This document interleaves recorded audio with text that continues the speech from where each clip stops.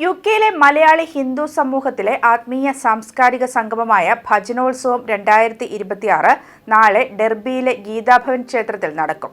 രാവിലെ 9 മണി മുതൽ ആരംഭിക്കുന്ന പരിപാടി national council of Kerala Hindu heritage, Bhavalaya Bhajan UK എന്നിവയുടെ സഹകരണത്തോടെയാണ് പരിപാടി സംഘടിപ്പിക്കുന്നത്.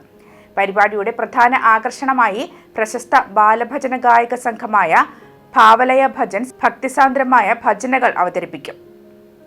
വിവിധ പ്രദേശങ്ങളിൽ നിന്നുള്ള ഭക്തജനങ്ങളും സംഗീതാസ്വാദകരും പങ്കെടുക്കുന്ന ചടങ്ങിൽ ആത്മീയ പ്രഭാഷണങ്ങളും ഭജനയും നടത്തും.